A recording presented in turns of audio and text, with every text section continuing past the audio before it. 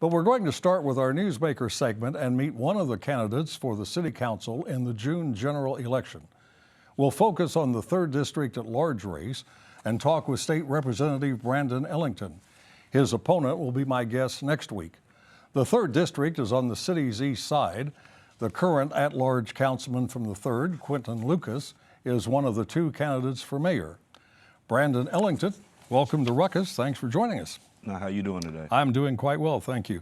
You're in the state legislature. Why do you want to leave that for a potential seat on the city council? Couple things. One, it'd be good to come out of the same asylum. The other is proximity. So since I've been in and you'd get into sanity on the city council? I think I would being more closely connected to the constituents. I think that would bring me a lot of sanity and joy.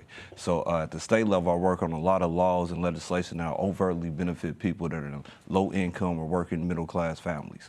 The issue I have is a lot of people in Kansas City doesn't pay attention to state politics. So when we look at a lot of the issues at the city level, I feel that a lot of those are addressable if we have city council people that are actually connected to the community, connecting the community to resources and organizations, and actually working to address the social issues, the economic issues, and they resemble a lot of the work that I do on the state level now. You're running citywide, but you come from the 3rd District, have to reside in the 3rd District to run at large.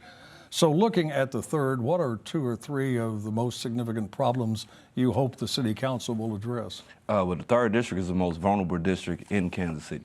So we look at violent crime, when we look at lack of economic activity, when we look at tax diversification, these are some of the issues that are prominent in the 3rd District, and they resemble the citywide. So when we talk about development and infrastructure investments, when we talk about social programs and increasing tax diversification and increasing employment opportunities, the 3rd District needs it, and so does certain parts of the city.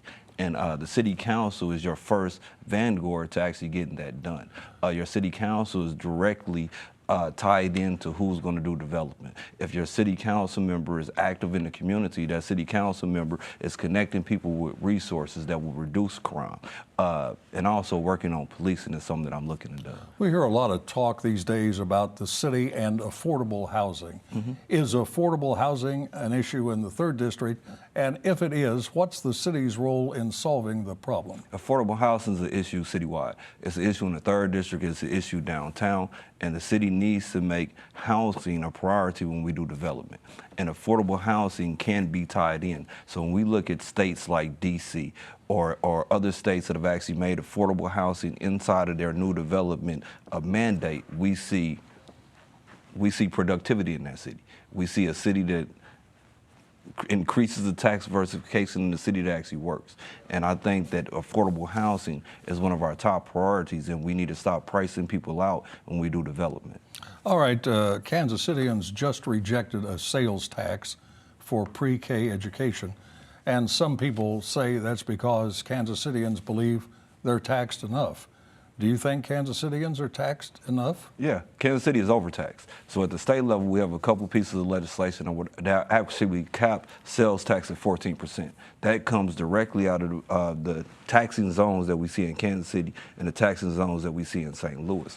I believe that our tax tools can be beneficial, but the way that we do things here is tax and spend. So I think 2 things with that pre-K. I think the mayor had a bad pre-K plan, first off, and I think the over-taxation people are getting tired of. As you know, the City Council voted to change the name of Paseo Drive, make it Dr. Martin Luther King Jr. Boulevard, and the signs are going up. Now a group is conducting a petition campaign to change the name back to Paseo. What do you want? I want transparency. So when we talk about the Paseo name change, we talk about a process that was altered. They didn't even hit the number of registered people that they needed to hit. But when we talk about the whole conversation of symbolism and something that has substance, I think that's where we should be targeted at. It's one thing to change the name on the street. It's another thing to create something of substance. I'll give you an example. Off of 47th Street, we have a Martin Luther King Park. We could have utilized that park, brung in some type of museum or something that actually creates economic activity and also increases the culturalistic understanding. We didn't do that. Just to wrap it up, do you want it called Martin Luther King Jr. Boulevard or Paseo? To be honest, I have no fight in that, but I would have rather it stayed Purcell. Okay. I would have rather we focus on Martin Luther King Park if we wanted to do something symbolic, but I would rather have something of substance. Got it. Thanks for coming in. Good luck in your campaign. No, thanks. That is 3rd District Council candidate Brandon Ellington. His opponent joins us next week. Now let's meet the panel and start ruckus!